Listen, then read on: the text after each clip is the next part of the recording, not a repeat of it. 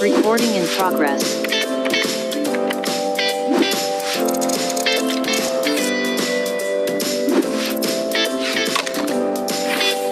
Scoring UMKM naik kelas dari BRI adalah suatu sistem evaluasi diri untuk peningkatan dan keberlanjutan usaha.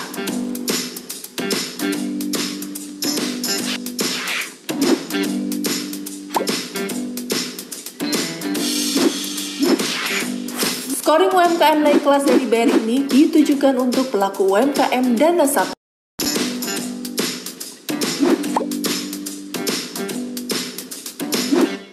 Tahapan scoring UMKM naik kelas dari BRI sangat mudah diikuti. Setelah berhasil login atau masuk ke link, kemudian masukkan data KTP, data diri, dan kode OTP.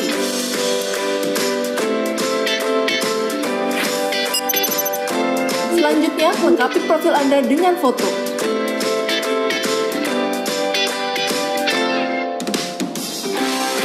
Cek kompetensi usahamu dan isi survei. Setelah itu, akan muncul hasil survei dan jangan lupa unduh sertifikatnya ya.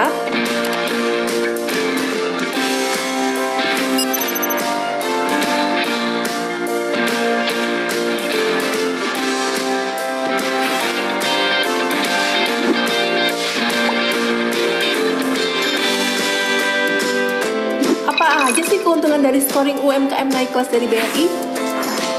Pertama, kita jadi tahu skala dan kelas usaha yang dijalanin dalam 12 kriteria. Mengetahui kekuatan dan kelemahan dari usaha yang dijalankan. Mendapatkan pelatihan dari BRI untuk meningkatkan skala dan kelas usaha. Bukan hanya mendapat pelatihan gratis, kita juga akan diberi kemudahan akses perbankan, di mana BRI adalah bank yang banyak memberikan bantuan permodalan. Tunggu apa lagi? Yuk, segera registrasikan diri dan usaha Anda di scoring UMKM naik kelas yang dipersembahkan oleh BRI.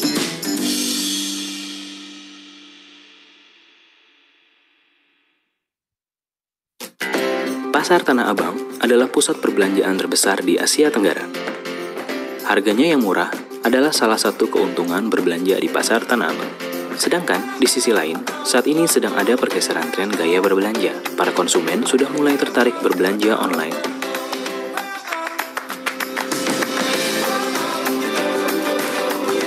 Untuk menjembatani pergeseran tren tersebut, Kementerian menginstruksikan kepada BUMN untuk menghadirkan rumah kreatif di seluruh Indonesia.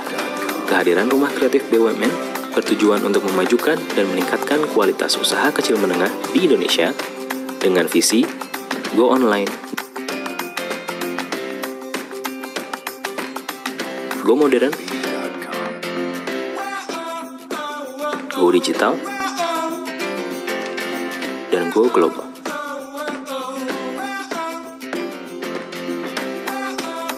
Rumah Kreatif BUMN dan BRI Kantor Cabang Jakarta Tanah Abang hadir untuk memfasilitasi para pengusaha di Jakarta yang berlokasi di Jalan Tanah Abang 5 nomor 28 dengan nama Rumah Kreatif BUMN BRI Jakarta Pusat. Fasilitas yang diberikan oleh Rumah Kreatif BUMN BRI Jakarta Pusat kepada para membernya adalah pelatihan-pelatihan berbasis praktek yang dibutuhkan oleh pelaku UKM, menghubungkan para pelaku usaha di seluruh Indonesia,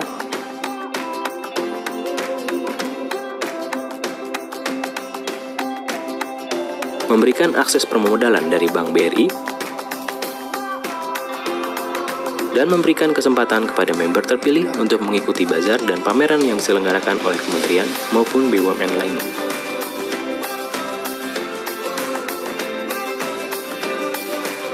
Segera bergabung menjadi member Rumah Kreatif BUMN BRI Jakarta Pusat demi kemajuan bersama.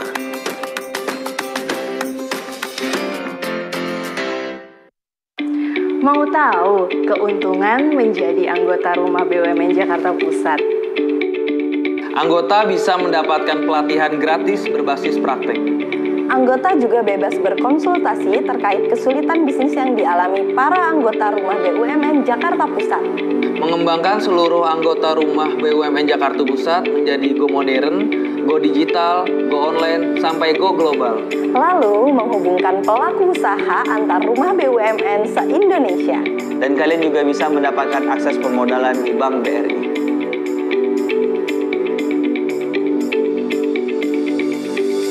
Basecamp Millennial, Coworking Space, informasi tangga bencana, Program kemitraan dan KUR. Apa aja sih persyaratan untuk bergabung menjadi anggota Rumah BUMN Jakarta Pusat? Sebelum itu teman-teman bisa follow Instagram @rumahbumn.jakpus. Kemudian teman-teman bisa subscribe channel YouTube Rumah BUMN TV.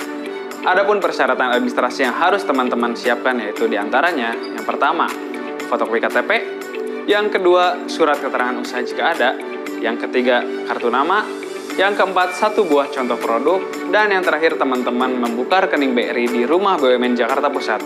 Mau tahu lebih lengkapnya? Silakan teman-teman kunjungi profil Instagram @rumahbumn.jakpus, atau teman-teman bisa chat Kakapus via WhatsApp. Yuk, bergabung menjadi anggota Rumah BUMN Jakarta Pusat.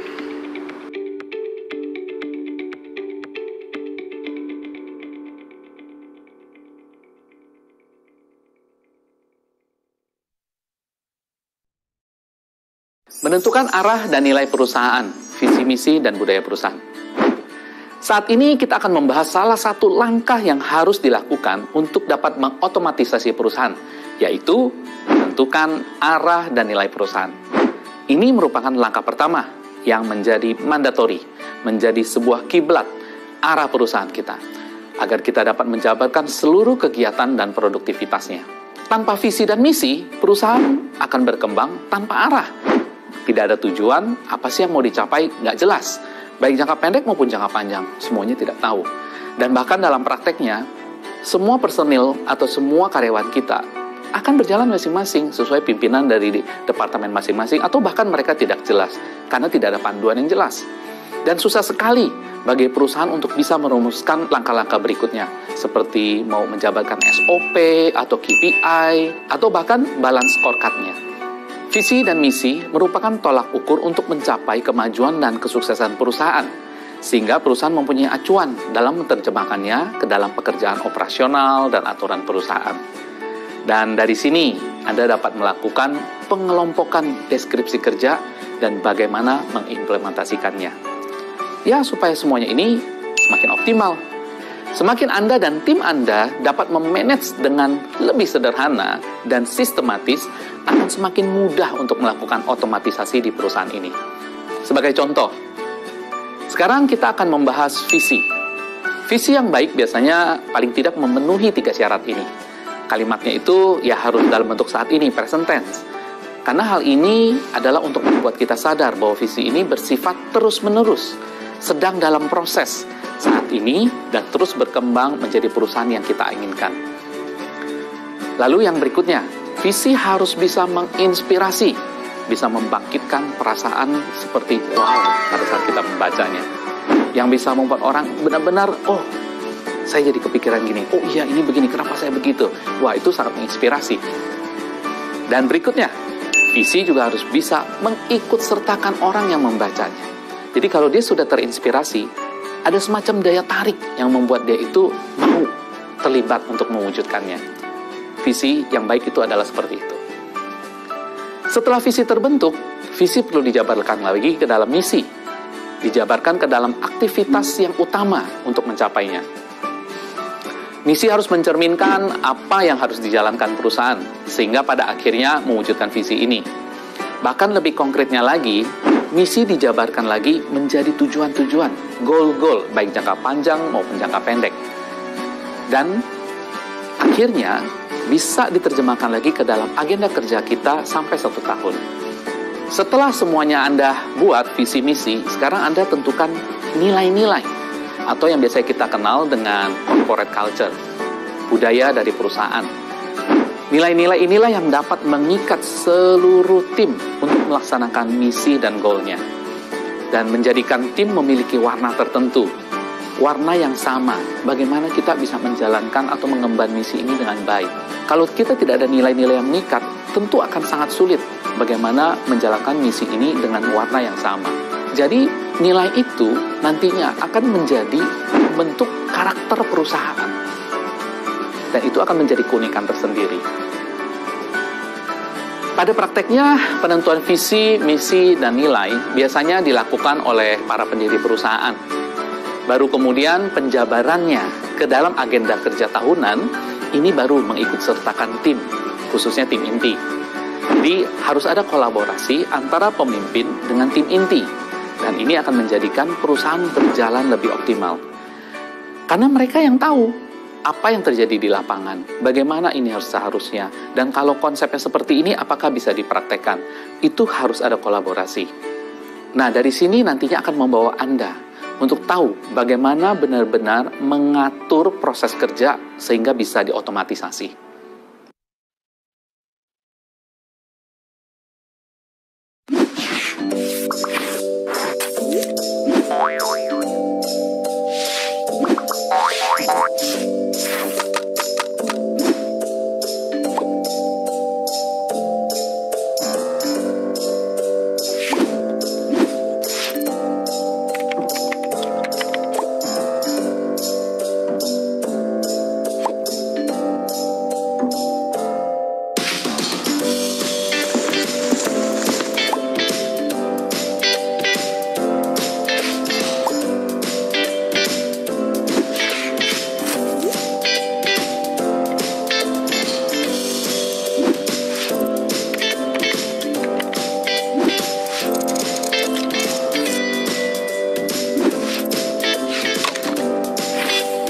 Scoring UMKM naik kelas dari BRI adalah suatu sistem evaluasi diri untuk peningkatan dan keberlanjutan usaha.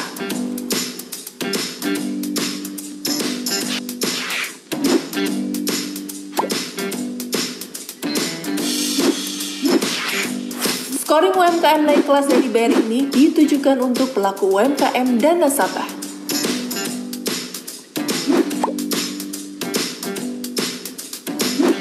Tahapan scoring UMKM naik kelas dari BRI sangat mudah diikuti. Setelah berhasil login atau masuk ke link, kemudian masukkan data KTP, data diri, dan kode OTP.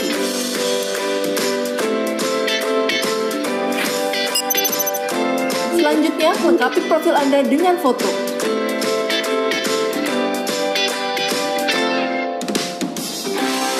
Cek kompetensi usahamu dan isi survei. Setelah itu, akan muncul hasil survei dan jangan lupa unduh sertifikatnya ya.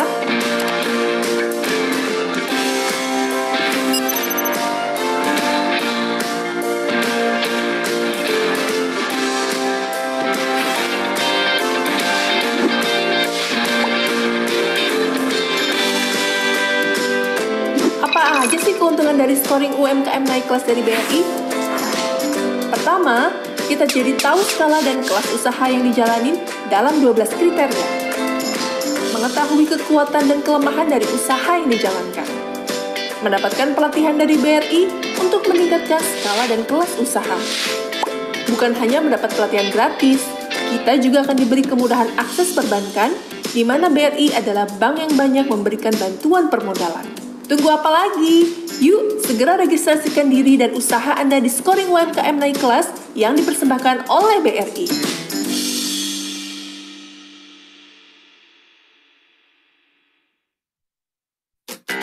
Pasar Tanah Abang adalah pusat perbelanjaan terbesar di Asia Tenggara. Harganya yang murah adalah salah satu keuntungan berbelanja di Pasar Tanah Abang. Sedangkan, di sisi lain, saat ini sedang ada pergeseran tren gaya berbelanja. Para konsumen sudah mulai tertarik berbelanja online.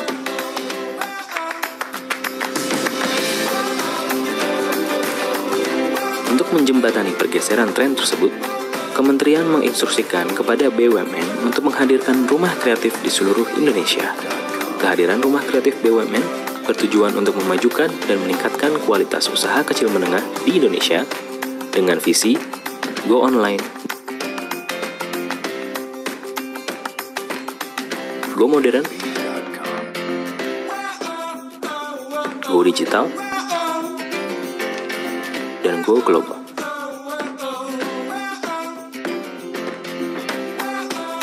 Rumah Kreatif BUMN dan BRI Kantor Cabang Jakarta Tanah Abang hadir untuk memfasilitasi para pengusaha di Jakarta yang berlokasi di Jalan Tanah Abang 5 nomor 28 dengan nama Rumah Kreatif BUMN BRI Jakarta Pusat. Fasilitas yang diberikan oleh Rumah Kreatif BUMN BRI Jakarta Pusat kepada para membernya adalah pelatihan-pelatihan berbasis praktek yang dibutuhkan oleh pelaku UKM, menghubungkan para pelaku usaha di seluruh Indonesia,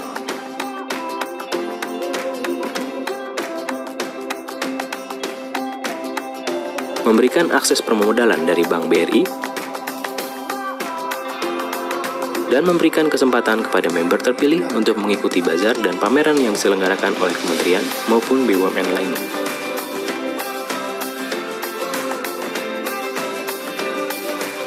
Segera bergabung menjadi member Rumah Kreatif BUMN BRI Jakarta Pusat demi kemajuan bersama.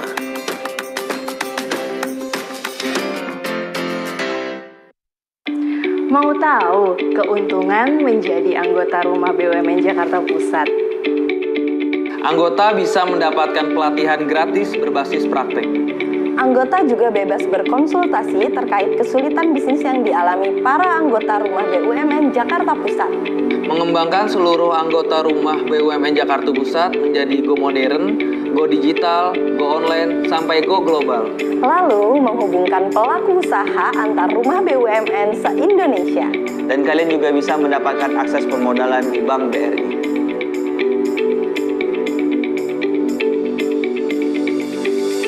Basecamp Millennial, Coworking Space, informasi tangga bencana, Program kemitraan dan KUR. Apa aja sih persyaratan untuk bergabung menjadi anggota Rumah BUMN Jakarta Pusat? Sebelum itu teman-teman bisa follow Instagram @rumahbumn.jakpus. Kemudian teman-teman bisa subscribe channel YouTube Rumah BUMN TV. Adapun persyaratan administrasi yang harus teman-teman siapkan yaitu diantaranya: yang pertama, fotokopi KTP, yang kedua, surat keterangan usaha jika ada, yang ketiga, kartu nama, yang keempat, 1 buah contoh produk, dan yang terakhir teman-teman membuka rekening BRI di Rumah BUMN Jakarta Pusat. Mau tahu lebih lengkapnya? Silakan teman-teman kunjungi profil Instagram @rumahbumn.jakpus atau teman-teman bisa chat Kakapus via WhatsApp. Yuk, bergabung menjadi anggota Rumah BUMN Jakarta Pusat.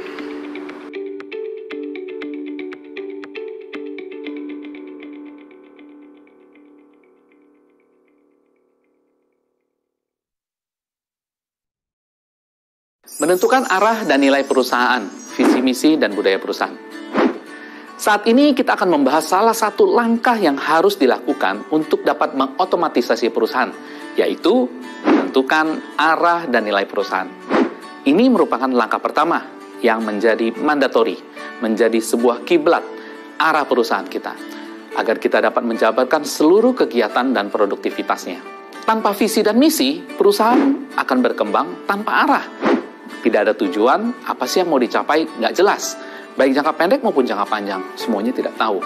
Dan bahkan dalam prakteknya, semua personil atau semua karyawan kita akan berjalan masing-masing sesuai pimpinan dari departemen masing-masing, atau bahkan mereka tidak jelas, karena tidak ada panduan yang jelas.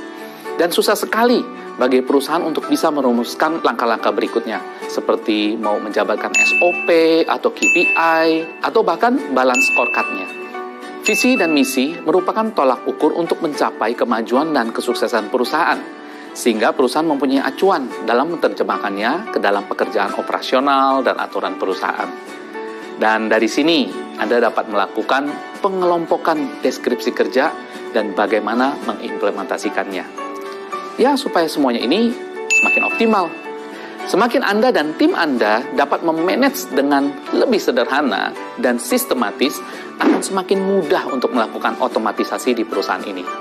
Sebagai contoh, sekarang kita akan membahas visi. Visi yang baik biasanya paling tidak memenuhi 3 syarat ini. Kalimatnya itu ya harus dalam bentuk saat ini, present tense.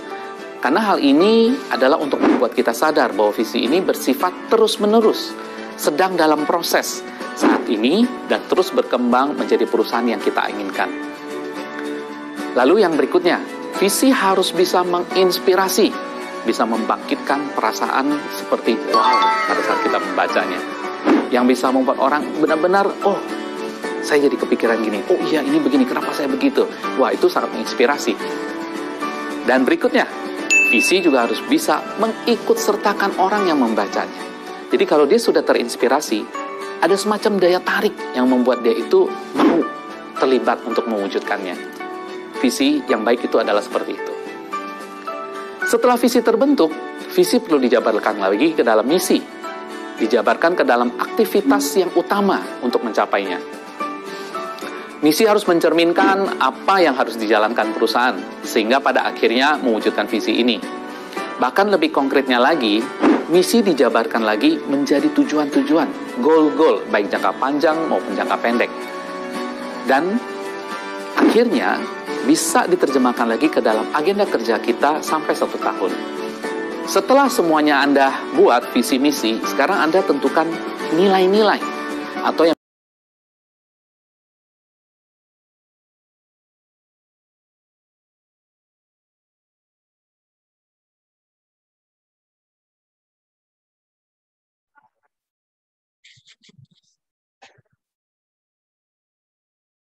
Halo, selamat pagi Bapak Ibu semuanya.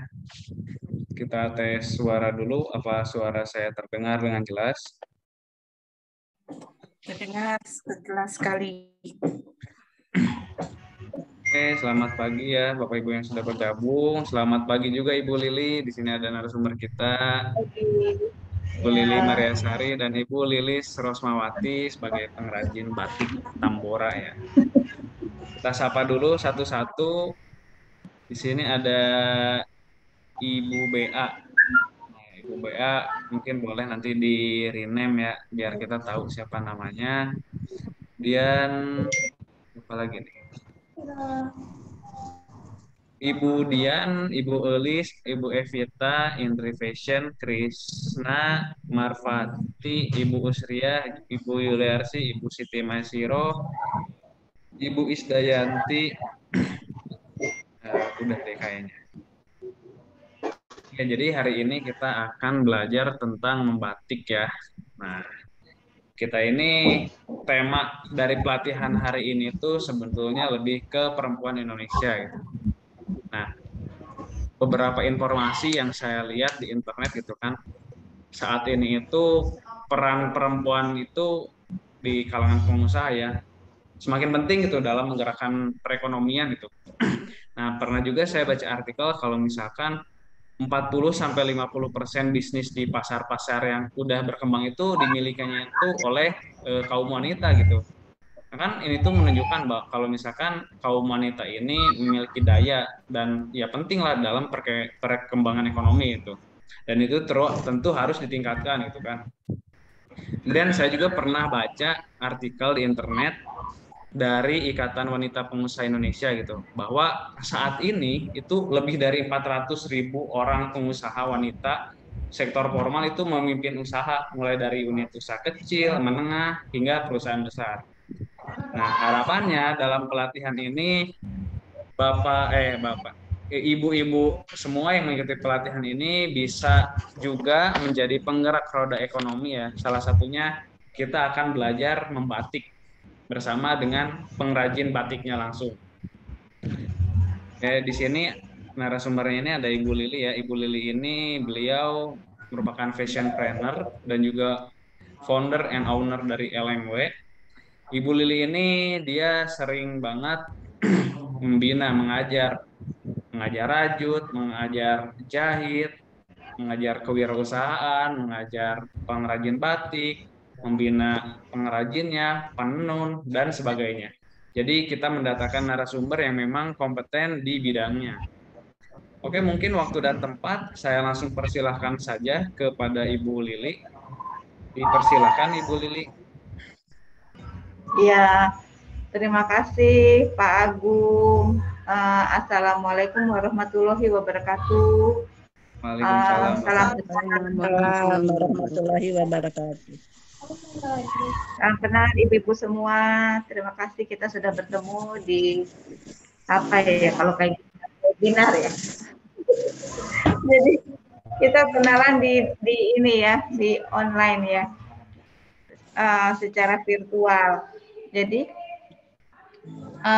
sebelumnya saya mohon izin untuk memperkenalkan diri.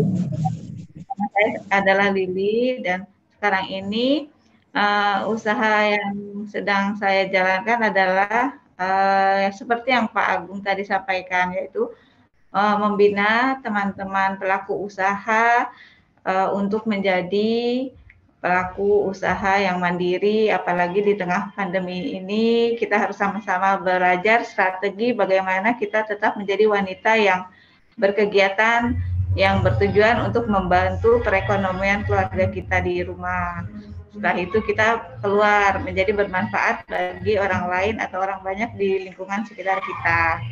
Jadi mungkin ibu-ibu yang atau peserta hari ini semua sudah memiliki kegiatan masing-masing. Nah, hari ini kegiatannya atau ilmunya akan ditambah lagi dengan ilmu membuat atau belajar membuat batik tulis.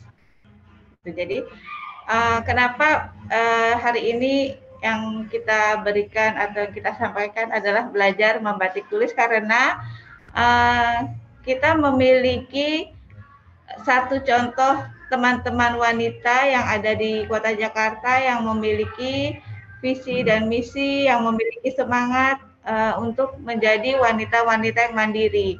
Jadi teman-teman di sini bisa nanti langsung melihat bagaimana teman-teman dari pengrajin batik Tambora menghasilkan satu karya, yaitu batik tulis. Jadi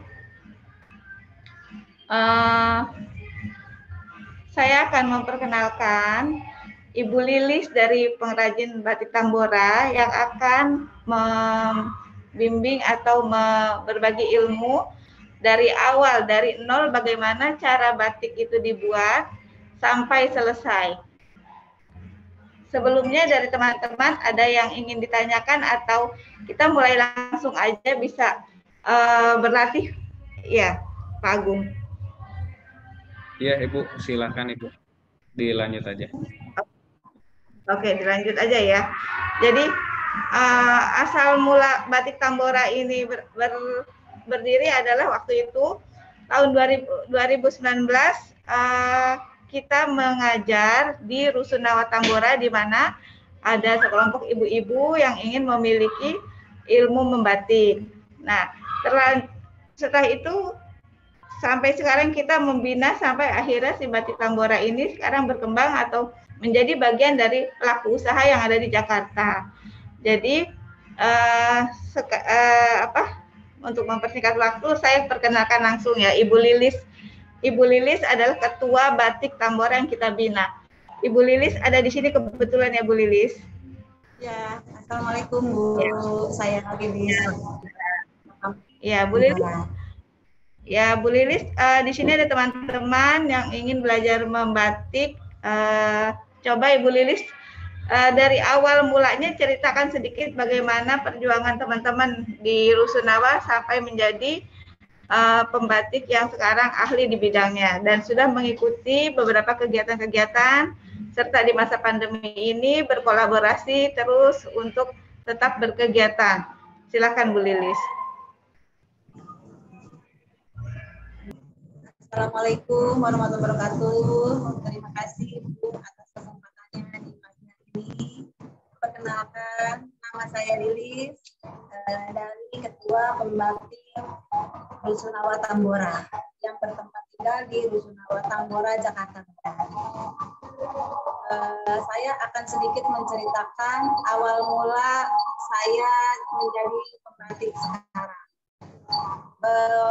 Pertama-tama dulu tahun 2019 bulan Agustus tanggal 22 kebetulan ada pelatihan membatik untuk warga Rusunawa, ya, untuk ibu-ibu Rusunawa dari Dekranasda yang dibawa oleh Ibu Ratu.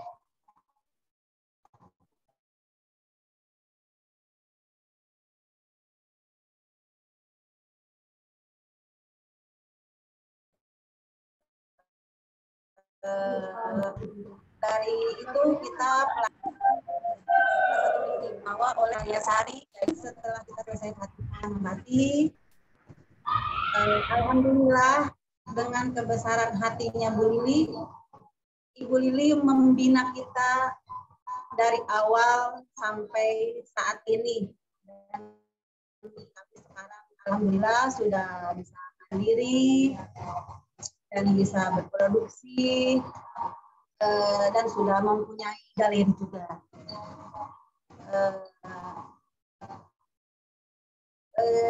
Dari sekarang ini saya juga akan memperkenalkan dan memberitahukan step-step untuk belajar membatik. Kami kebetulan pembatik Tambora beranggotakan 10 pure ibu-ibu rumah tangga yang tadinya tidak punya pekerjaan. Alhamdulillah di masa pandemi ini sekarang kita punya keahlian dan pekerjaan dan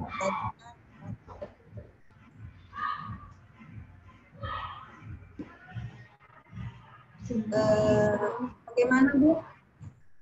Ya, jadi sekarang Ibu Lilis mulai ya.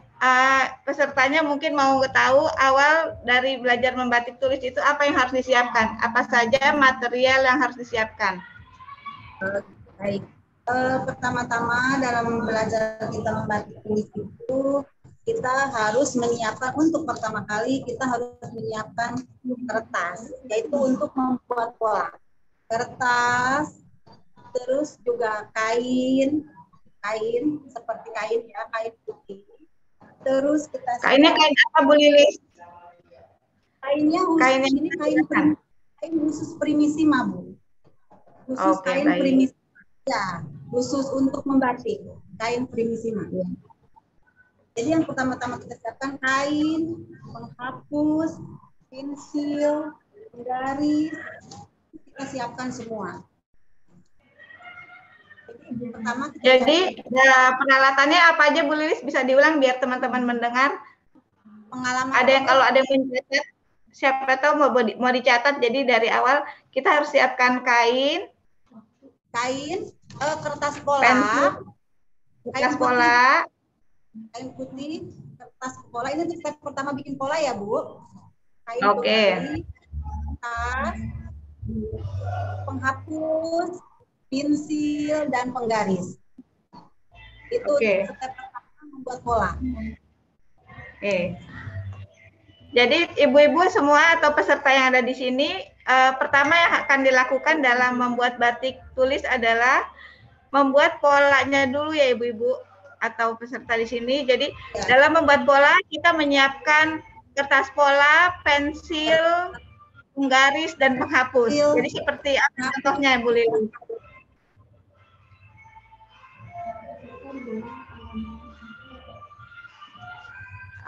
Sambil Ibu Lilis bersiap-siap, para peserta yang ada di sini boleh mencatat ya. Kalau misalnya nanti kurang jelas, nanti bisa menghubungi.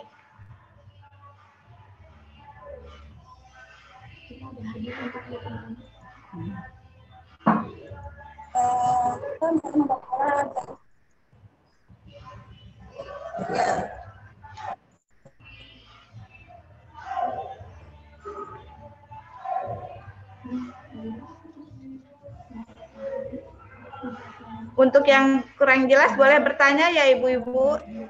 Kita ada hadiah untuk orang penanya ini.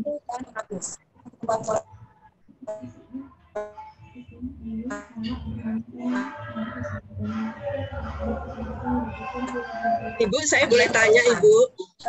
Ibu ya, boleh silakan. Ibu. Boleh. Saya Ambar, Bu. Ibu, Bu, ya, Bu Ambar. Bu Lili, ya. Saya mohon maaf. Kalau Mas Agung bisa bantu share screen, dicatat gitu di layar, karena suaranya putus-putus. Jadi tadi peralatannya apa aja gitu. Ya, jadi sambil bantu teman-teman yang lain, kami nggak usah catat gitu.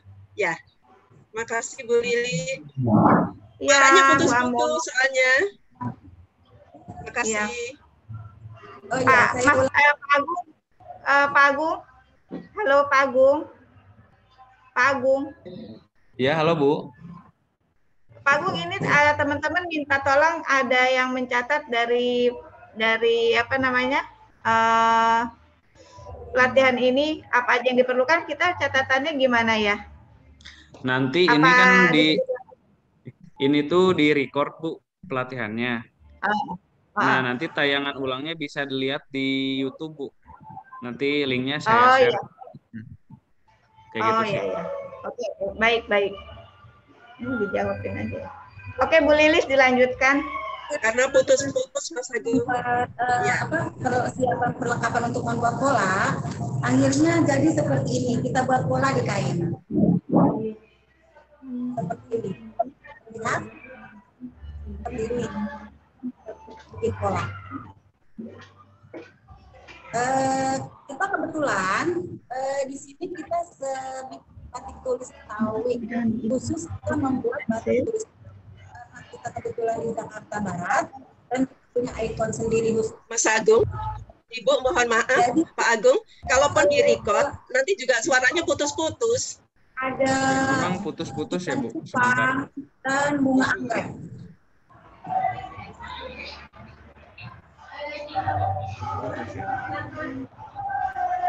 Bentar. Ini kecilin dulu, masuk suaranya. Sudah jelas Ibu. Bagaimana Bu, jelas? Belum, putus-putus. Mungkin Dulu ya, saya sambil Bu, maaf, kalau bisa sebaiknya ada handout yang bisa dibagikan, baik itu berupa soft copy atau hard copy gitu loh. Sehingga kita jadi peserta bisa membaca gitu loh Bu. Boleh setelah ini saya akan bagikan materi dan bagaimana cara kita berlatih secara tertulis. Untuk yang berminat mendapatkan dokumen atau cara-caranya nanti bisa kontak kami ya ibu-ibu di sini ya. Iya boleh Bu. Jadi silakan isi aja Bu nomornya Bu. Iya baik ya, sebentar. Kalau backsound emang nggak ada backsound sih Bu. Tapi suara masih putus-putus enggak? Suara saya Pak Agung putus-putus apa tidak? Suara saya jelas? Jelas sih Bu kalau di saya. Iya. Iya.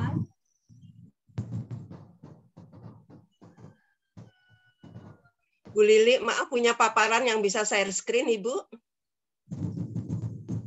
Ibu bikin paparan untuk share screen?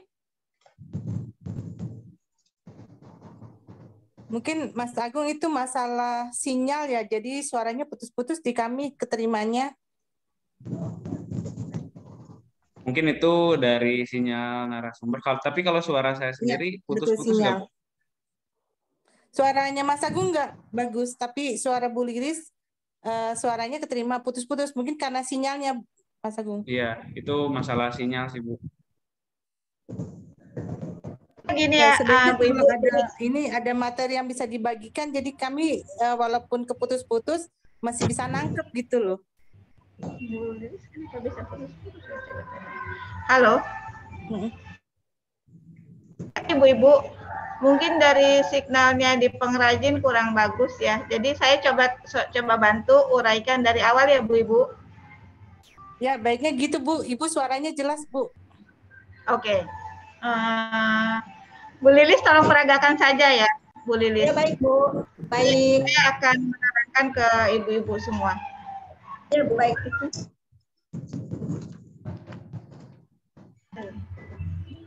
Oke, jadi gini, awalnya dalam membuat batik tulis, yang harus kita siapkan adalah pertama kita harus membuat pola. Iya, buat pola. Pola ya. Pola apa yang kita inginkan adalah sesuai dengan kain apa atau bentuk apa yang akan kita buat. Jadi misalnya kalau dalam hal ini pengrajin batik Tambora adalah terinspirasi dari seni budaya Kota Jakarta. Sehingga teman-teman di Tambora membuat salah satunya adalah ondel-ondel seperti yang tadi Bu Lilis tunjukkan. Ya, seperti ini. Ya. Jadi kalau sudah punya inspirasi, kita siapkan alat-alat tulis membuat pola seperti pensil, kertas, garisan. Nah, setelah itu kita buat pola yang kita inginkan. Karena kain yang akan kita gunakan itu skalanya besar, 2x1, maka kita buat dalam skala kecil dulu. Biar kalau salah kita tidak repot menghapusnya. Jadi dari persiapan pola. Nah, sesudah pola dibuat, kita aplikasikan pola tersebut kepada kain.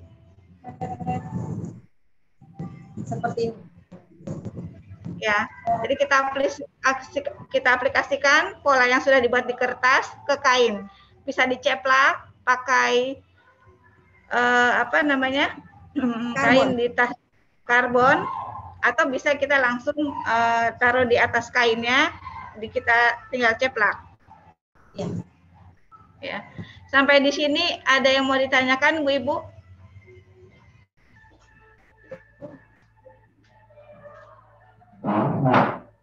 Kalau detail di sini ada yang bertanya, untuk gambarnya sebaiknya sederhana atau yang langsung rumit.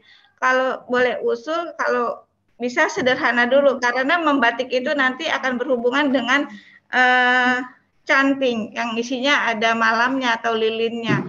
Kalau udah langsung rumit, sementara canting itu perlu latihan, perlu diulang-ulang, nanti kita repot. Jadi sebagai pemula lebih baik kita pilih pola yang simple. Yang mudah. Simple dan kelihatan dan mudah gitu. Jadi setelah bikin pola, kita aplikasikan kepada kain. Seperti contohnya seperti apa Bu Lilis kalau udah diaplikasikan ke kain polanya? Seperti ini, Bu. Seperti ini. Ini untuk yang skala besar ya, Bu, yang ukuran 2x1. Kurang jelas, Bu. Majuin sedikit. Terlihat? Kurang jelas ya? Terlihat nggak, Bu? Oke. Tidak. Iya. Atau seperti ini. Ya, nih, ada yang skala kecilnya nih. Seperti ini. Nah, itu dari pola kertas yang tadi kita ceplak ke kain, Bu Ibu, pakai karbon. Pakai karbon, ya. Bisa pakai karbon atau langsung diceplak pakai kain bisa. Iya, jadi tingkat kesulitannya kita yang paham. Jadi kita mau pakai karbon, oke. Mau pakai langsung boleh gitu. Jadi tergantung tingkat kemudahan yang kita inginkan. Ya, setelah pada kainnya kita biasa gunakan Primissima ya Ibu-ibu. Tapi ada juga kalau untuk berlatih kain yang lebih murah yaitu kain Prima. Untuk berlatih kita gunakan kain Prima lebih ekonomis. Kalau Primissima itu harganya udah sedikit lebih mahal dari kain katun Prima. Jadi kita kalau latihan pakai katun Prima saja ya. Nah, setelah sudah diceplak polanya, kita siapkan alat-alat buat membatiknya. Alat-alatnya itu masuk ke tahap kedua, Bu. Itu pencantingan. Setelah selesai pola, kita masuk ke tahap kedua, yaitu pencantingan. Oke, alat-alat yang digunakan untuk pencantingan adalah canting itu sendiri. Ya. Nah, canting ini, Bu, ada nomor 1, nomor 2, dan nomor 3. Untuk pemula biasanya kita pakai nomor 2. Oke, jadi kita harus siapkan canting nomor 2 sebagai pemula, karena canting itu banyak ukurannya ya, sesuai dengan desain yang kita buat. Setelah canting kita memerlukan apa lagi, Bu? Lilin, Bu. Lilin dan kompor. Lilin seperti dan apa kompor. lilinnya? Seperti ini. Seperti ini. Terlihat? Ini kebetulan kompor. Kita pakai kompor listrik. Lilin itu lilin malam. Khusus untuk membatik.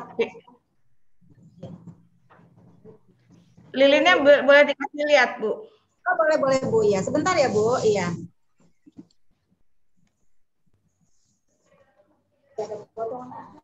Lilinnya seperti ini ya. Ini khusus lilin membatik. Ya, terlihat jelas Bu Ibu? Lihat Bu. Jadi untuk tahap kedua kita siapkan canting, siapkan tadi kompor, siapkan lilin. Setelah tunggu beberapa menit, lilinnya pun kita taruh di kompor supaya sampai panas banget, supaya panas ya, panas. Setelah selesai kita panaskan lilin, baru kita mencanting. Nanti yang hasilnya Jadi seperti ini. kalau ibu-ibu butuh canting, lilin, kompor di Batik Tambora itu juga disediakan ya Bu Lilis? Ada. Kita bisa bantu ya, bisa bantu untuk menyediakan. Tinggal pesan aja nanti akan dikirimin gitu ya. Iya betul. Jadi dari awal kainnya semua canting, lilin, semua kompor kita sedia semuanya.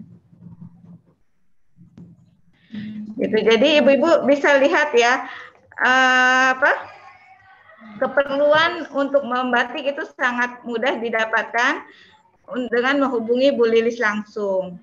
Jadi setelah pola, kemudian kita ceplak pada kain, kemudian sudah jadi pola di kain, baru kita mulai mencanting.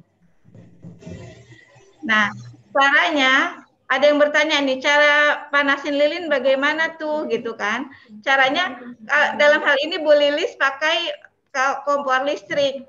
Sebenarnya kalau membatik itu ada kompor yang dari api, karena tapi zaman sekarang ini lebih modern, jadi kita bisa pakai kompor listrik yang lebih efisien.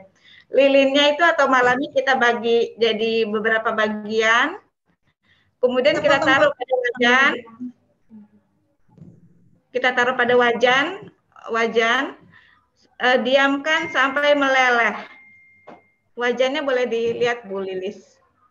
Boleh, ada yang masih seperti ini. Ada yang Bu ya Bu, ini soalnya kita prosesnya sedang kita colok di listrik Bu. Jadi kelihatan pakai wajan. Ibu-ibu boleh lihat wajannya seperti ini di tempat Bu Lilis. Ya. Wajannya. Jadi lilinnya itu lilin beku tuh Bu Ibu, itu lilin beku yang bisa kita panaskan akhirnya menjadi cairan yang kita masukkan ke dalam alat canting dan kemudian kita memulai mencanting pada bahan. Ya. Jadi oke, sudah siap kainnya yang sudah dipola, sudah siap lilinnya, sudah siap kompornya, kemudian lilinnya taruh pada wajan, tunggu meleleh sampai keluar asap. Saat itu apinya kita matikan dulu, lalu kita isi canting yang tadi sudah diperlihatkan dengan lilin atau malam. Bagaimana cara mengisinya Bu Lilis? Gunakan terlihat nggak? Begini kan ini udah panas. Ya. Kita isi kayak begini. Kita celupin, tapi kita ngambil tidak boleh banyak-banyak. Hanya sedikit saja. Sedikit dulu, sedikit, terus jangan langsung dibawa ke kain. Kita olesin dulu ke sini atau ke bahan yang kotor, misalkan kertas yang ini, biar tidak jatuh ke kain. Jadi setelah kita kira-kira diambil sedikit, diolesin biar tidak meleleh, kita baru langsung tuangkan mencanting. Iya, ini namanya mencanting. Kita tuangkan ke pola kain yang tadi kita buat. Dimulai dari pinggir-pinggirnya, pinggir polanya ya Bu. Dari sini. Posisi pun kita harus benar-benar tahu cara posisi bawa canting. Pegang cantingnya, soalnya kan istilahnya canting ini kan isinya air ya, lilin jadi air namanya dipanaskan. Jadi kita betul-betul harus hati-hati, harus pelan-pelan. Jadi kita tuang ke kain seperti ini pelan-pelan kayak begitu. Jadi posisi pun harus misalkan 180 derajat kayak gitu. Jadi tidak bisa miring ke atas atau tidak menggah ke gini. Jadi biar benar-benar posisikan hasilnya bagus. Oke, jadi Bu Lilis bisa perlihatkan cara mencantingnya. Cara mencanting, baik Ibu. Pertama kita ambil sedikit. Kita olesin dulu biar tidak meleleh. Terus kita langsung gini. Jalan cantingnya pun kita harus diatur dari kiri ke kanan. Dari kiri ke kanan. Nih, seperti ini. Karena gini, beberapa detik langsung kita ganti ke lilin yang baru. Soalnya nanti kalau lama-lama kita simpan di sini, itu akan beku dan tidak akan jalan juga ininya, santingannya gini. Nah, jadi harus arahnya dari kiri ke kanan. Karena kalau dari kanan ke kiri itu tidak keluar lilinnya. Jadi harus ada punya itu sendiri, tersendiri gitu. Jadi harus dari arah kiri ke kanan. Pokoknya harus penuh dengan perasaan kalau untuk mencanting. Biar hasilnya juga bagus. Bagaimana? Sudah jelas? Ada yang melihat cara saya mencanting? Yang sudah dicantingnya coba liatin, kasih lihat. Seperti ini, yang sudah dicanting. Ini kebetulan kita sedang bikin pesanan terumbu karang, Bu. Hasil yang sudah kita canting. Terlihat?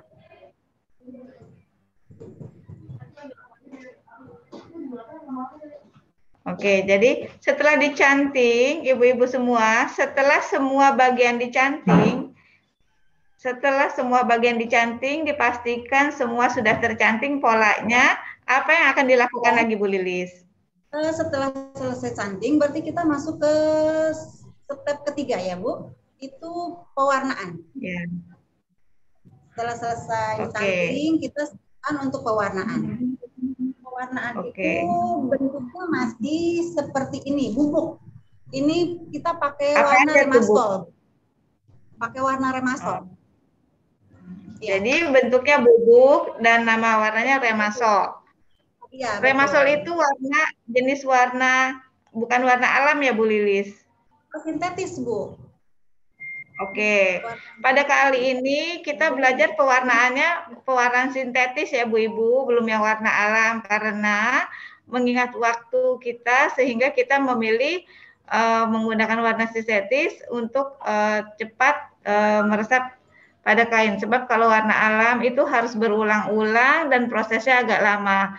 Tapi kalau ibu-ibu di sini tetap mau belajar tentang pengetahuan warna alam, kita nanti akan teruskan direct ke kami, nggak apa-apa, nanti kita akan infokan.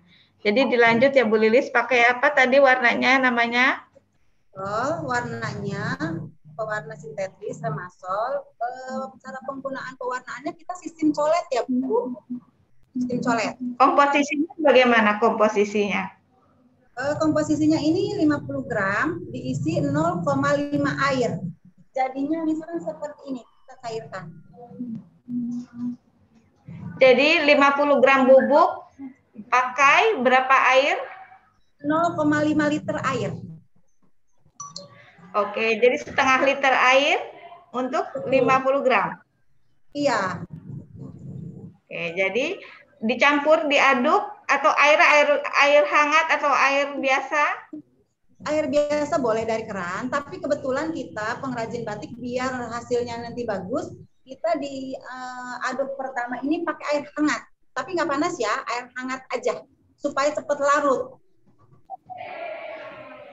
Oke, jadi pakai air hangat ya. Nah, iya. Oke. Jadi 50 gram tadi dicampur setengah liter air hangat, Bu Lilis. Betul, iya, air hangat. Air hangatnya sedikit aja, Bu. Nanti baru dicampur air setelah larut, baru bisa dicampur air biasa, air kita biasa.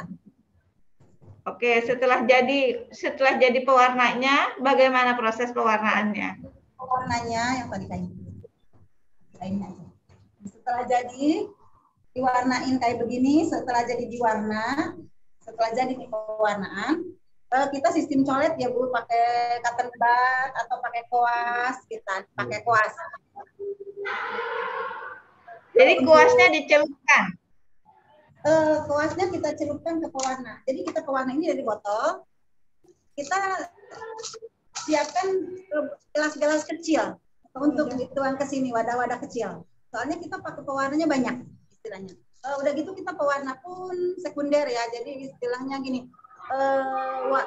ada warnanya itu cuma warna dasarnya itu merah, kuning, biru, dan hitam, 4 warna. Dan untuk menghasilkan warna-warna yang lain yang kita inginkan, itu kita harus mix warna. Jadi untuk misalkan dapat orange, kita campur kuning dan merah. Komposisinya misalkan mau merah banget, oranye lebih tua, berarti lebih banyak merahnya. Kuningnya sedikit, atau berbandingan 2:1 takarannya. Setelah dicairkan. Oke, berarti Bu Lilis pakai warna dasar hanya 4 ya sebenarnya ya? Betul, iya. Dasar 4 Bu untuk membatik. Jadi kalau ada ibu-ibu ini, jadi kalau ibu-ibu ini punya kain yang ingin warna-warni, itu ada komposisi-komposisi yang bisa dicampurkan sehingga menghasilkan warna baru ya? Iya betul Bu. Kalau misalkan mau warna jadi, hijau, campuran antara kuning dan biru. Oke, nah hal-hal itu perlu juga teman-teman ketahui bahwa pencampuran warna itu harus dilatih dulu sebelum dipraktekkan ke kain. Sehingga waktu udah masuk ke kain warnanya udah sesuai dengan yang kita inginkan. Gitu. Karena kan batik itu ada yang mau warna-warni, ada yang mau hitam putih, ada yang apa, itu ada strateginya. Jadi warna itu tadi seperti yang disampaikan oleh Bu Lilis, harus dicampur sehingga hasil warnanya pada apa, jadi bagaimana. Nah, sampai di sini kira-kira ibu-ibu ada yang mau ditanyakan nggak ya dalam proses pelatihan? Tapi jangan khawatir Bu Ibu, nanti saya akan kasih modulnya secara tertulis karena ini memang harus pelan-pelan berlatih, ini harus benar-benar detail sehingga bisa menghasilkan kain sesuai yang kita inginkan. Oke, ini ada yang tanya ya, Bu, saya masih nggak paham dengan sistem pewarnaan yang disampaikan. Karena yang saya tahu batik pewarnaannya biasanya dicelup. Nah, Bu Lilis bisa jelaskan kenapa pakai pewarna colet, tidak celup? Gini, kalau untuk pewarna celup itu kita pakai namanya bukan remasol tapi indigasol.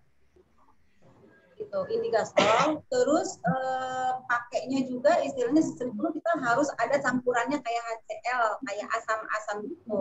Itu kebetulan kalau dipakai kita juga kan agak bahaya juga ya, agak-agak gatal.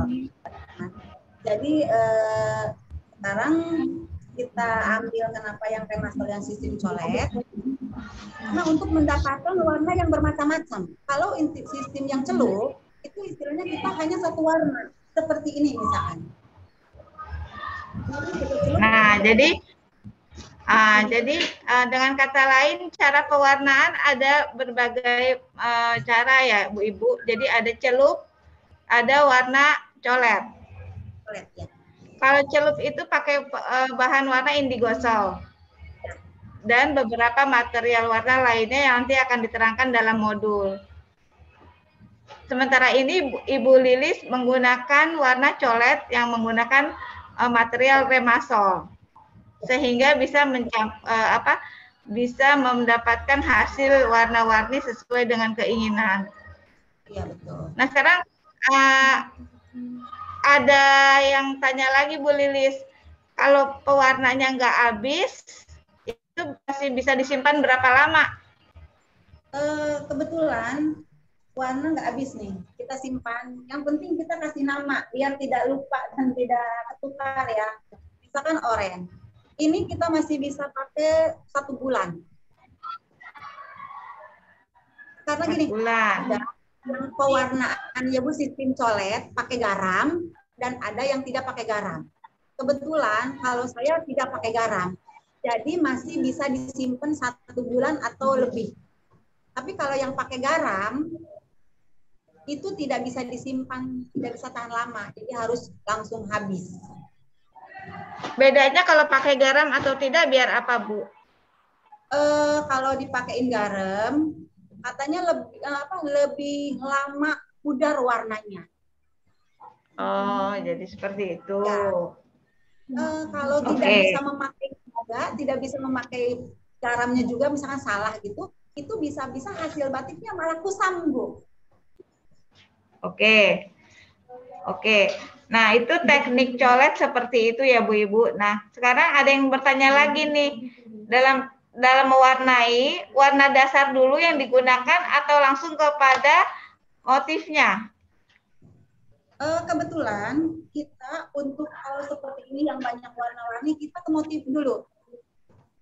Motif dulu. Setelah selesai motif, baru kita warna dasar. Itu biasa yang kita kerjakan selama ini. Jadi dari motif dicelup dulu atau enggak langsung ke warna dasar? Dari motif tunggu sebentar biar kering, langsung kita warna dasar, tidak dicelup Bu, masih juga sistem kita coret. Tapi ini pakai poin. Oke. Jadi kalau yang digunakan oleh ibu-ibu pengrajin batik Tambora sebenarnya ada dua ya, celup dan colet. Cuman karena kondisi sekarang ini untuk mendapatkan hasil yang warna-warni dan cepat, jadi ibu menggunakan sistem colet. Kalau celup juga seperti itu kan? Motifnya dulu atau warna dasarnya dulu? Kalau celup juga seperti ini, kita warnain dasar dulu. Terus kalau celup kita warnain dasar dulu. Misalkan kita celup nih untuk dasar ya Bu. Terus kita kan mau menghasilkan warna ini. Otomatis yang warna ini kita blok Bu. Kita blok. Oke. Jadi kan pengerjaannya agak lama gitu.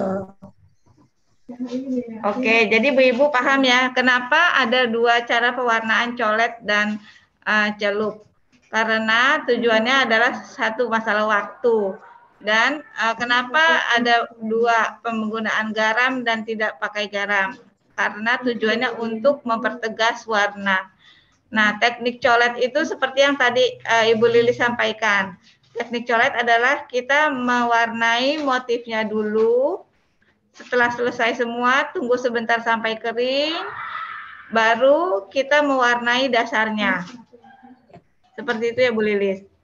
Kalau teknik celup dibalik, kita celup dulu sampai mendapatkan warna dasar, baru kita blok motifnya, kita blok dengan warna yang kita inginkan. Iya betul Bu. Dan bahan untuk warna colet dan celup itu pun berbeda ya Bu Lilis ya. Jadi tergantung ibu-ibu inginnya mau yang mana. Kalau untuk berlatih sebenarnya semua harus dipraktekkan. Tapi kalau udah tahu caranya, nanti akan memilih mana yang akan digunakan.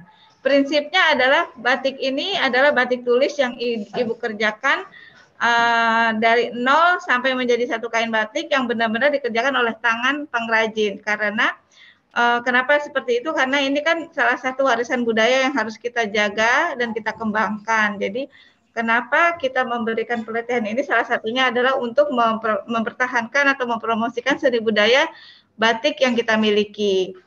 Dan sampai dengan teknik pencantingan pewarnaan, ini ibu-ibu sudah paham atau ada yang mau ditanyakan lagi? Ya, jadi saya ulang sedikit ya ibu-ibu.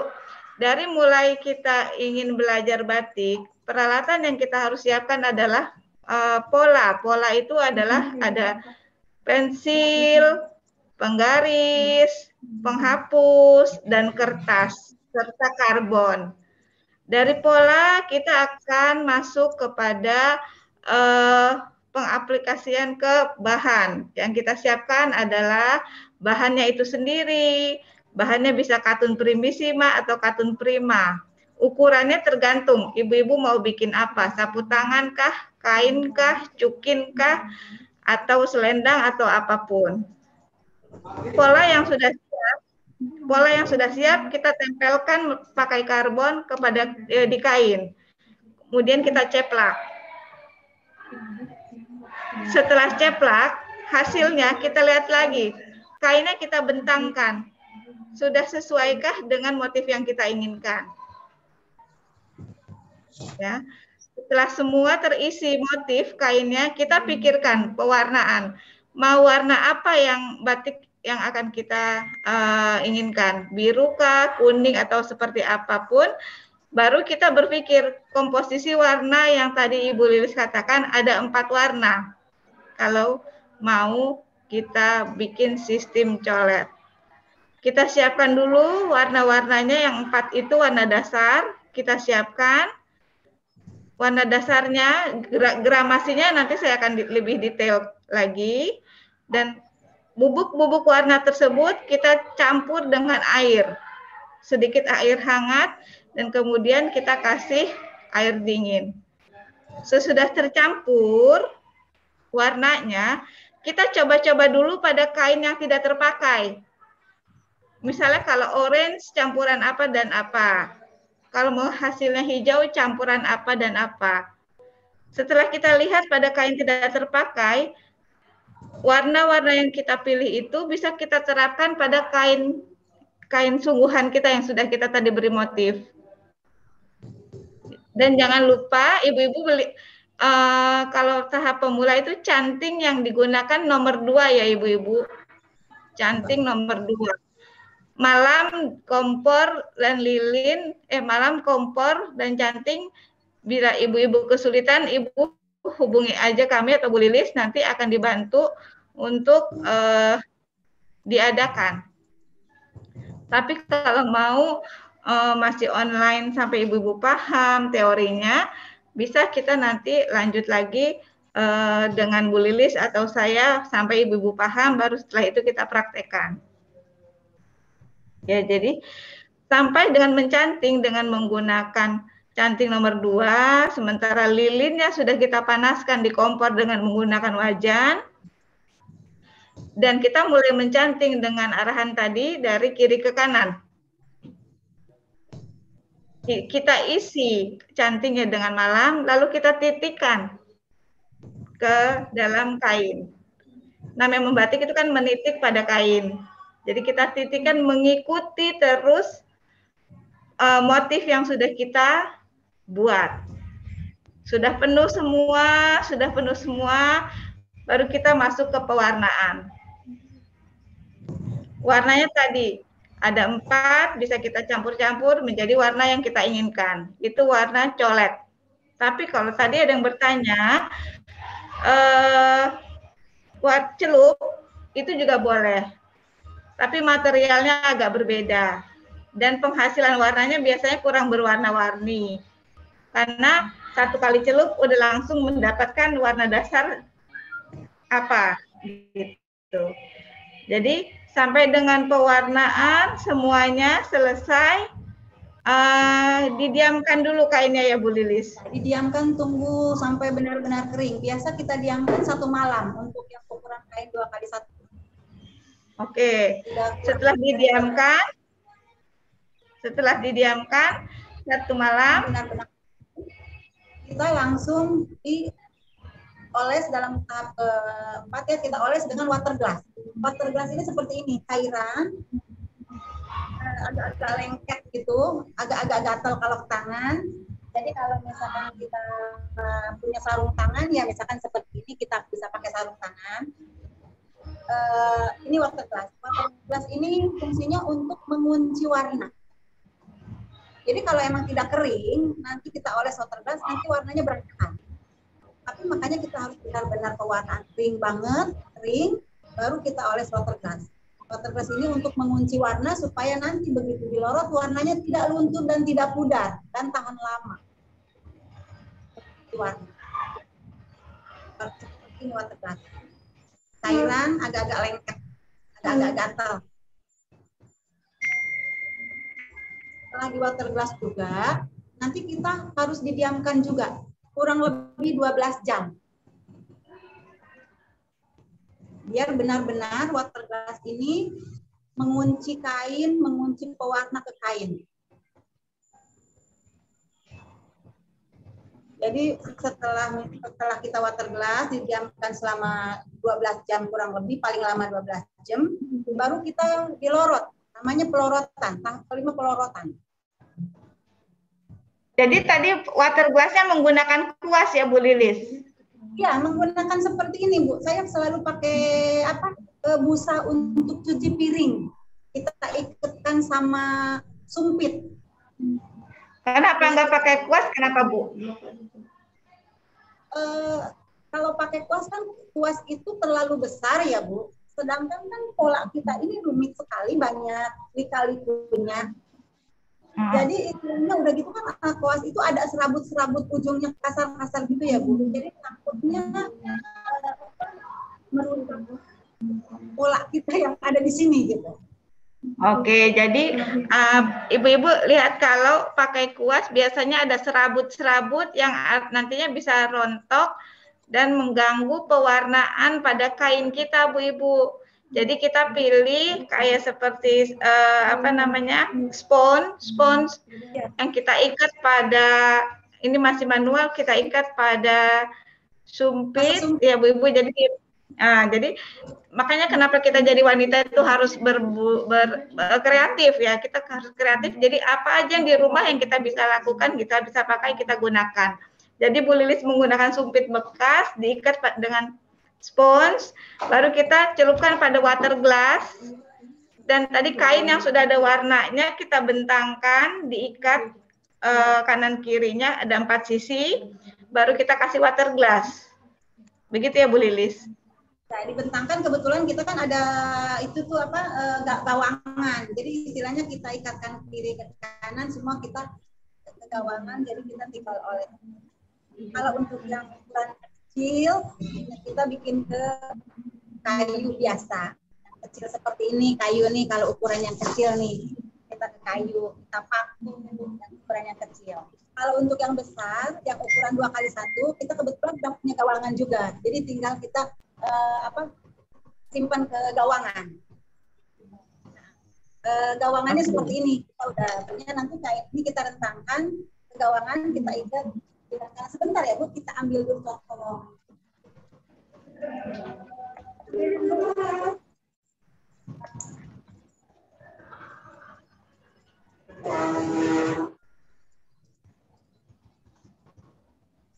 Seperti ini Bu, gawangan. Jadi gawangan itu kayak berbentuk lingkar, kita pas seperti ukuran kain. Jadi nanti kita akan begini, kayak gini, terus kainnya pun kita ujung sini, kita simpan di ujung sini, jadi otomatis terbentang nanti. Kainnya otomatis nanti terbentang. Terbentang kayak misalkan kayak gini.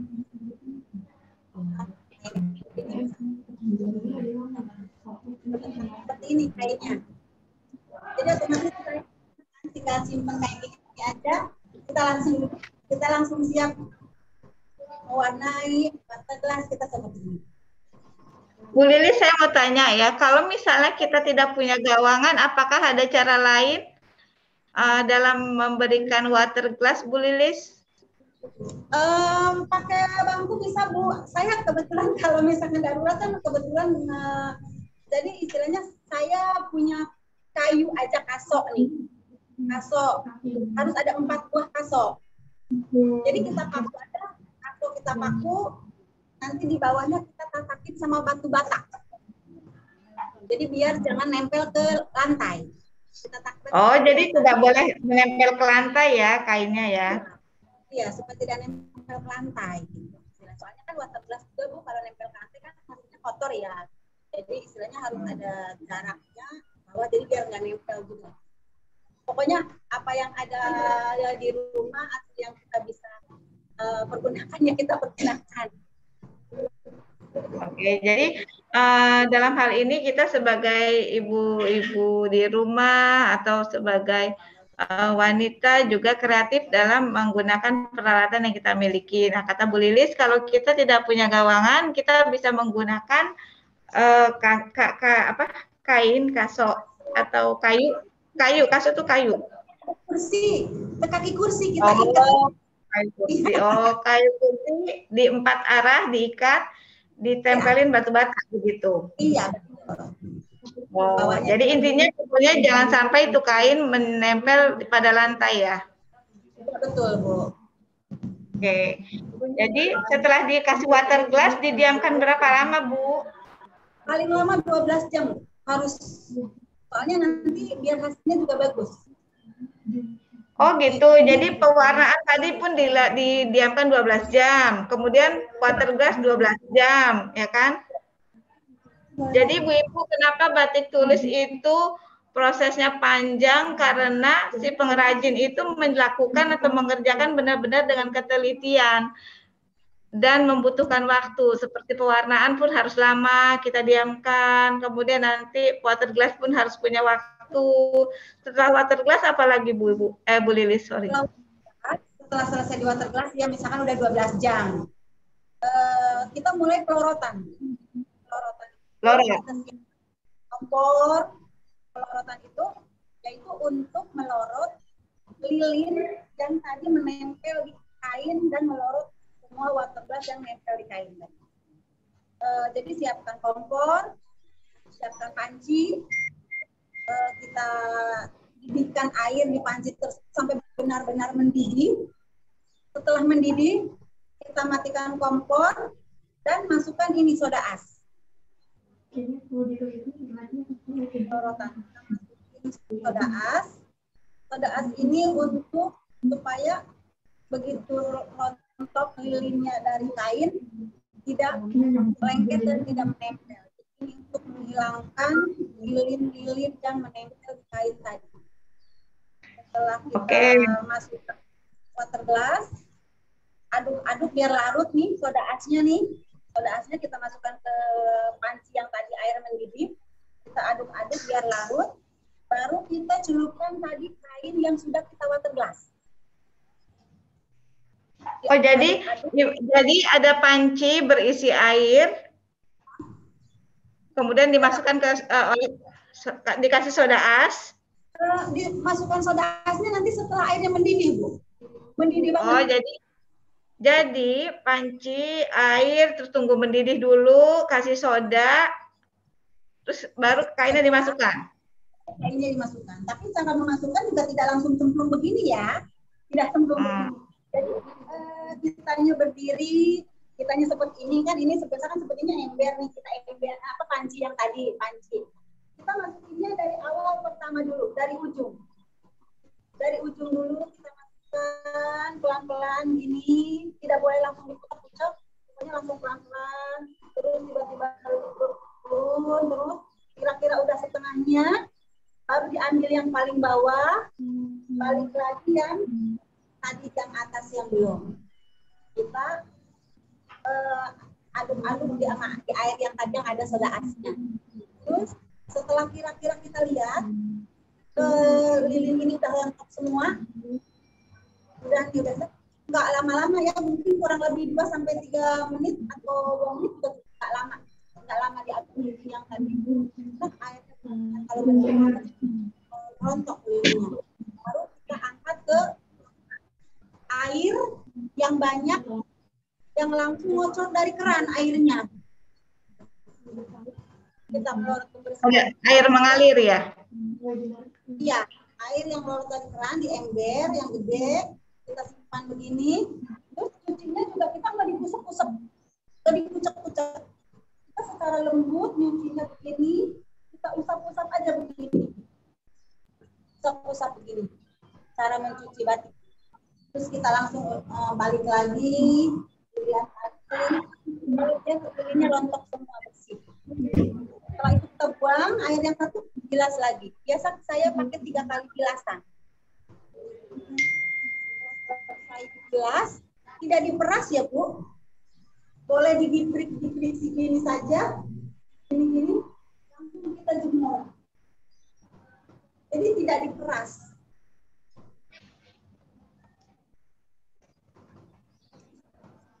Jadi setelah dijemur, nanti jadi hasil kain seperti ini.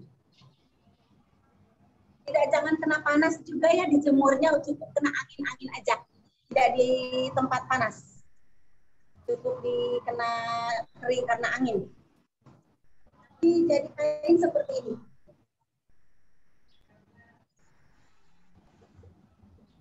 Kita matahari. Hilang nih, Bu Lilisnya hilang. Bu Lilisnya gambarnya hilang. Oh, bentar. Bu Lilis gambarnya hilang. Ada? Ada ya Bu? Ada. Oh itu. Ada. Jadi nanti tadi kain seperti ini.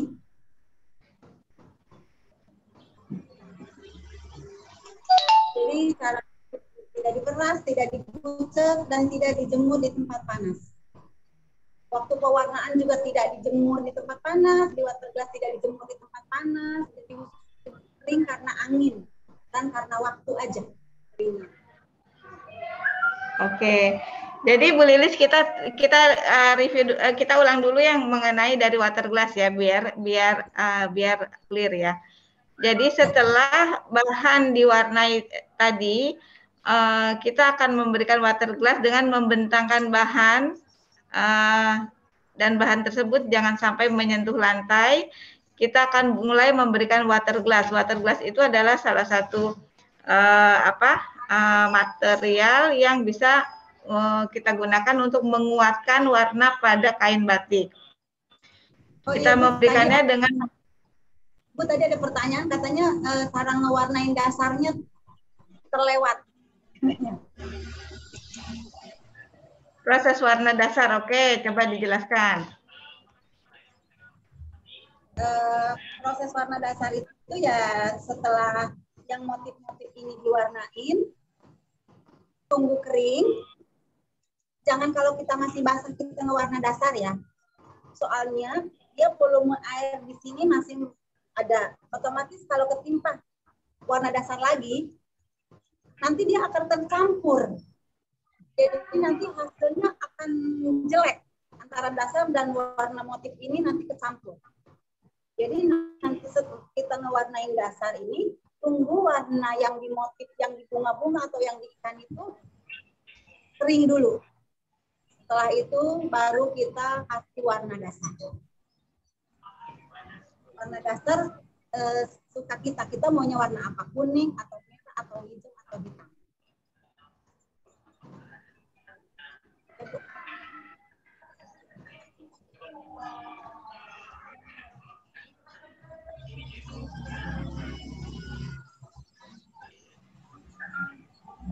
Bukan itu water glass.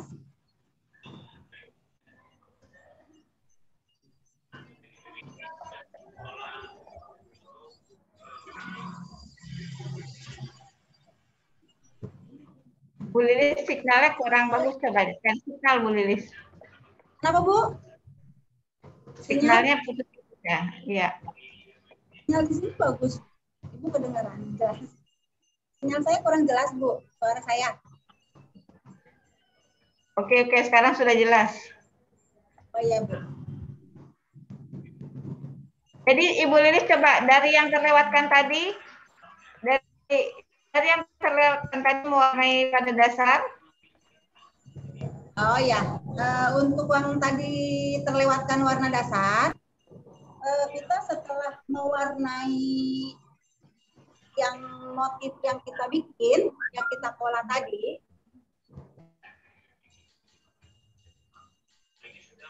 setelah kita warnain setelah selesai semuanya diwarnain, itu kita diamkan dulu ya Bu, tunggu kering. Jangan langsung diwarna dasar. Soalnya kalau langsung diwarna dasar, nanti warna yang dari ini akan tercampur. Karena namanya air ya, walaupun ada sedikit jarum yang bocor pasti tembus. Jadi hasilnya kurang bagus dan kurang maksimal. Oke.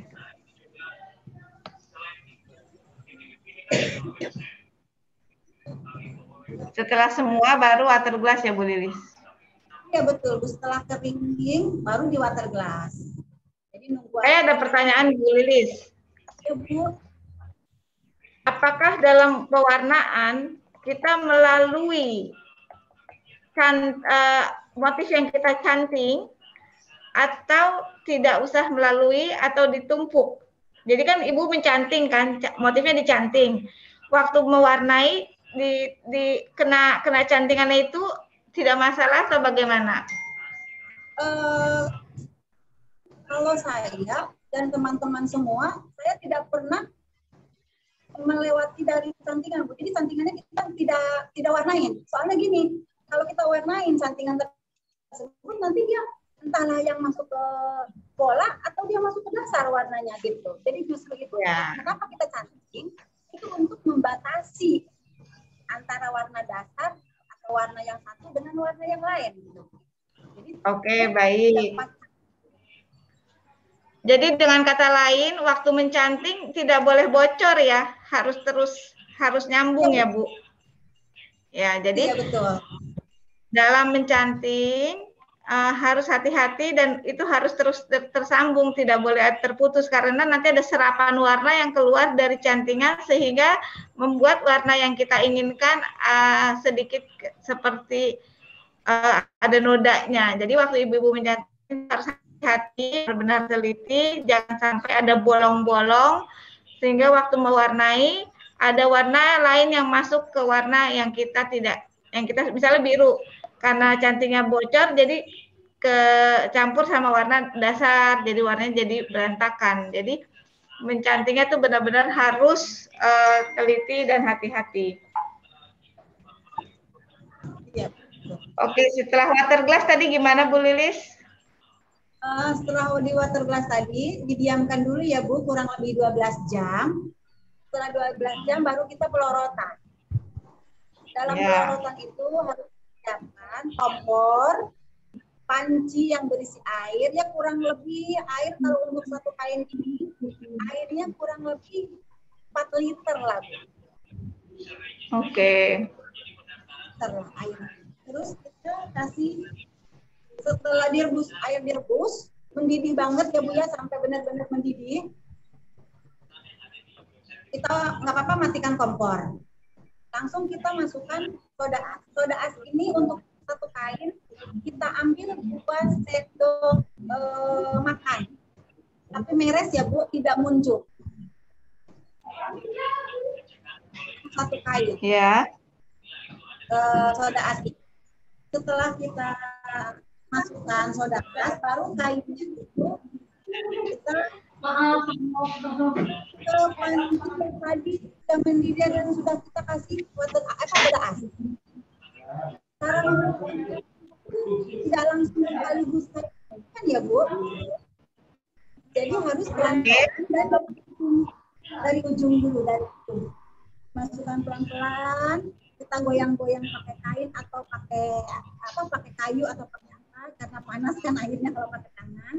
Jadi kita masukkan pelan-pelan, kira-kira udah ke tengahnya atau ke atas, kita angkat yang bawah. Kita angkat yang bawah, kita balik lagi dari yang ujung, yang tadi di atas yang belum kita aduk-aduk lagi, kita usap-usap, kita aduk bolak-balik, kurang lebih 2 menit lah di dalam air yang ada soda asin itu, baru kita angkat Bu. Angkat, kita bilas ke air, ke ember. Kalau kita biasa pakai air yang kerannya ngalir. Saya bilas 3 kali ya, tapi tidak dikucek-kucek ya untuk membilas kain batik. Cukup diusap-usap ini aja untuk menghilangkan dan membersihkan lilin dari kain. Karena kalau kita kucek-kucek, nanti tekstur dan bentuknya ini kurang bagus. Jadi kita cukup dengan usap-usap kelembutan aja begini. Terus setelah kita bilas sampai 3 kali, tidak perlu diperas juga. Mungkin tidak perlu dijemur juga. Dijemurnya di tempat yang teduh aja, keringnya dengan angin. Tapi tidak diperas ya, langsung didinginnya aja, langsung kita jemur. Tidak perlu panas. Nanti hasilnya akan pudar kalau untuk batik itu.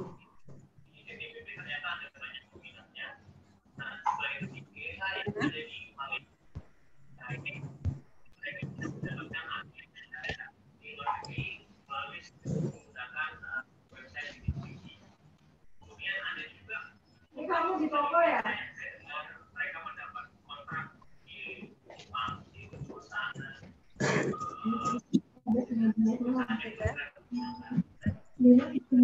Cara pelorotan.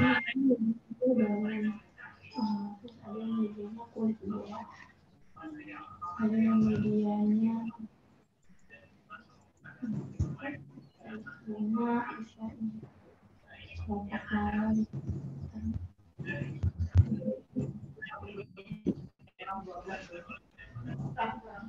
Bagaimana Ibu-Ibu? Ada yang ingin ditanyakan?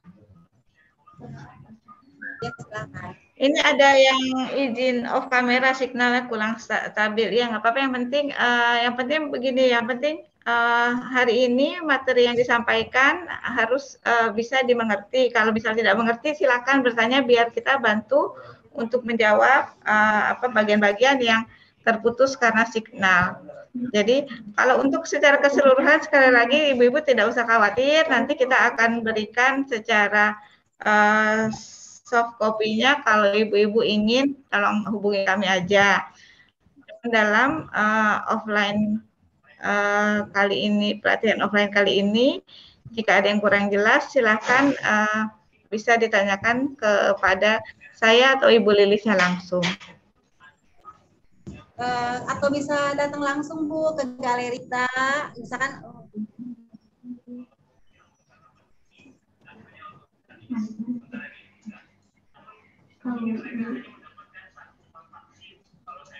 Halo, atau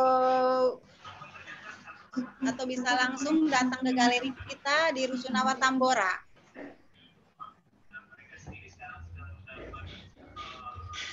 Di Rusunawa Tambora, galeri kita.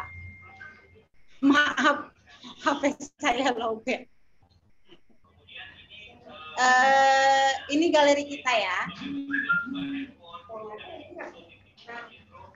Ini kebetulan galeri Tambora, ada di Rusunawa. Jadi kalau misalkan kurang jelas atau butuh apa yang mengenai batik, langsung datang ke galeri boleh atau menghubungi saya boleh. Ini galeri kita. Kebetulan kita sudah punya galeri. Jadi atau misalkan ada butuh perlengkapan membatik atau mau lihat kain atau hasil fashion kita, baju apa semua, ini ada di galeri batik kita.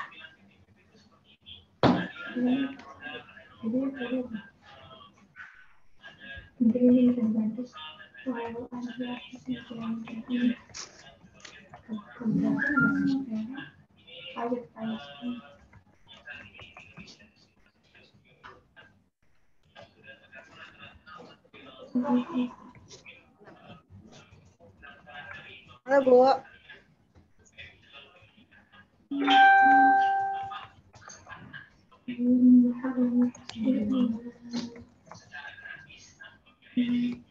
Suaranya nggak ada. Mana buat bikin suaranya?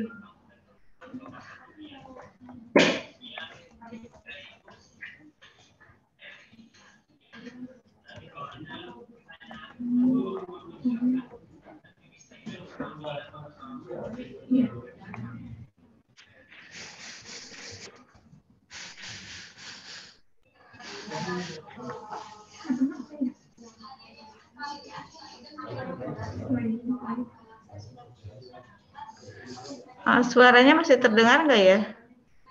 Suara Bu, kedengaran Bu. Ini HP.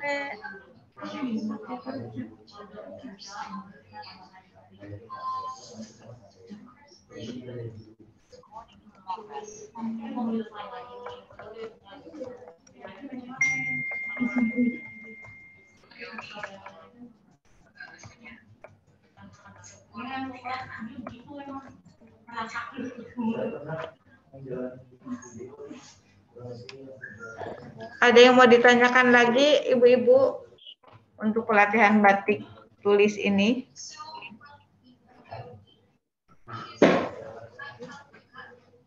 Silakan ya, bila ada yang mau ditanyakan bisa di-unmute aja mikrofonnya dan langsung ngomong ya ke narasumber. Atau boleh juga via chat, silakan. Ada lagi yang bertanya tuh, Bu. Kalau memakai pewarna indigo sol, apakah harus ditutup dengan water glass juga?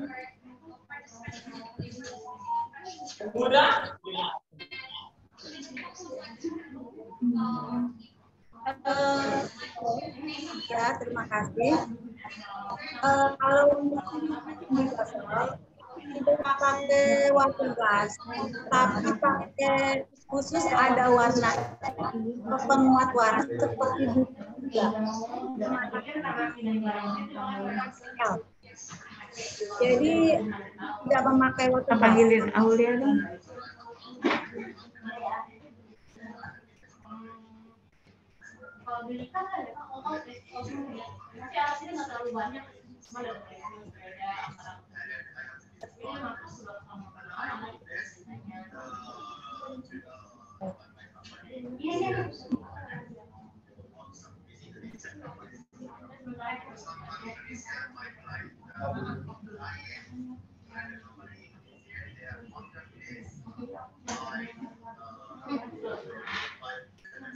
Mungkin ke Cinta tidak jelas atau nanti akan diberikan modul ya Bu untuk penjelasan. Panggilin Aulia dong. Indigasol, cara pencelupan pencoretan. Atau ini ada yang tahu.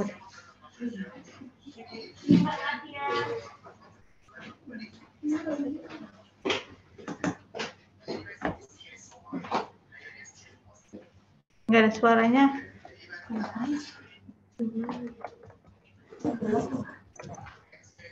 Jelas nggak Bu? Suara dari sini jelas. Saya mau ngomong.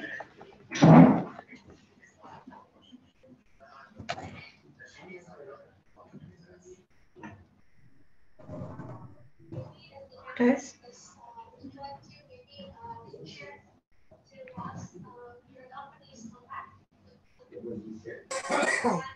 Halo. Jelas kok Bu, terdengar Bu. Ya, belum ya. Thank you ya. Salam buat Ibu ya.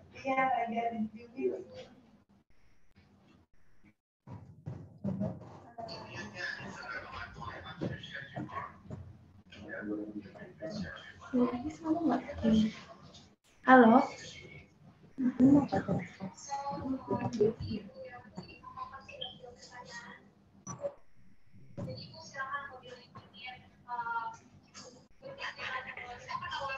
Ini saya nggak ada dengar suaranya. Kenapa ya? Pak Agung. Iya, kenapa Ibu? Suara saya kedengeran ya? Tapi aku kok nggak dengar suara ibu-ibunya. Memang Oh gitu, di mute ya. Oke. Jadi komunikasi seperti gimana dong ya kalau di mute?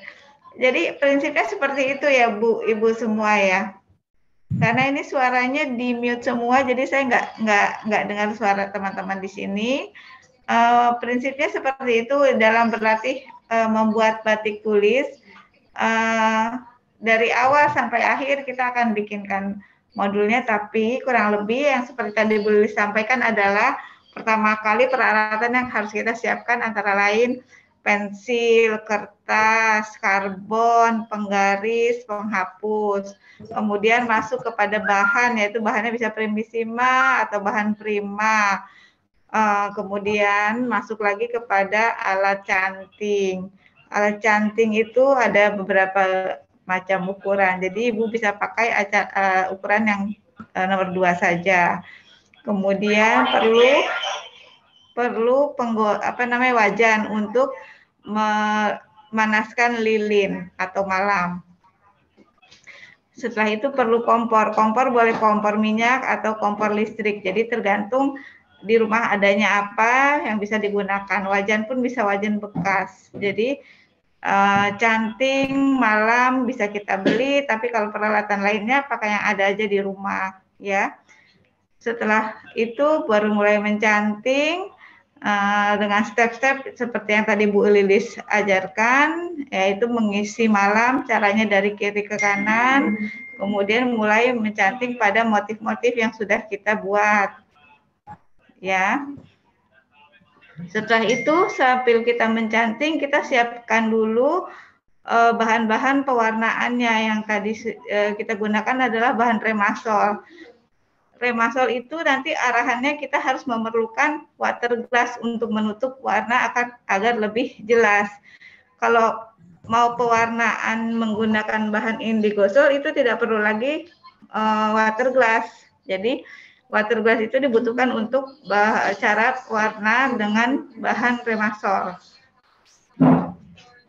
Setelah itu kita warnai mulai dari warna motifnya dulu. Motifnya kita warnai dengan pilihan warna yang sudah kita campur-campur. Setelah semua motif terpenuhi warnanya yang kita inginkan, baru kita warnai warna dasar. Warna dasar itu kita bebas pilih warna apa saja sesuai dengan keinginan. Kalau sudah jadi semua, kita diamkan 12 jam agar warna itu kuat menempel pada kain. Setelah itu, kita oleskan water glass dengan menggunakan spons. Jangan menggunakan kuas, karena untuk menghindari kuas itu punya ada serabut-serabut yang bisa menempel pada kain, sehingga merusak warna. Setelah itu pewarnaan selesai, water glass selesai, kita diamkan lagi. Kita diamkan lagi kurang lebih sama 12 jam. Setelah itu kita siapkan kompor yang ada isinya air yang kita harus didihkan. Setelah mendidih, kita masukkan soda as. Jadi material soda as kita masukkan untuk disatukan dalam air yang mendidih. Ini adalah proses lorot, di mana lorot itu adalah untuk membuang lilin atau malam yang tadi kita gunakan waktu kita mencanting pada kain. Penggunaannya pun pelan-pelan ya, dari ujung kita taruh air, kita masukkan kainnya pelan-pelan sampai tengah kain. Kita putar balik ujung yang satunya. Setelah itu kita siapkan air yang mengalir atau air pada bak pada air keran. Bak yang atasnya ada air keran. Jadi kita bersihkan pakai tangan, kita periksa lilin-lilinnya sudah rontok belum, sudah melalui proses lorot itu kan untuk merontokkan lilin. Kita bersihkan terus sampai selesai, dan itu kira-kira 3 kali pengulangan. Seperti yang tadi Bu Lilis sampaikan. Bu Lilisnya masih di sini ya? Masih, Bu. Dari situ, setelah 3 kali kita cuci kain dengan perlahan-lahan, baru kita angkat dan jemur sampai proses pengeringan. Kira-kira itu yang kita lakukan untuk proses belajar membuat batik tulis dengan pewarnaan remasol atau warna sintetis untuk hari ini yang bisa kami sampaikan buat teman-teman di acara hari ini. Apabila ada yang ingin ditanyakan, kami masih bisa membantu menjawab atau melalui chat yang di bawah sebelah kanan, nanti kita akan bantu jawab. Kalau bertanya langsung juga boleh. Untuk tampilan-tampilan batik yang Ibu atau Bapak yang mau lihat bisa langsung ke galeri kami, ada di Tambora, ada di Jalan Paus. Silakan saja untuk memperdalam materi pelatihan pun kami siap membantu. Kontak kami tadi sudah kami sampaikan, di sebelah kanan kami bisa dihubungi untuk Bapak atau Ibu dapatkan modul dalam mempraktikkan hasil pelatihan dari hari ini.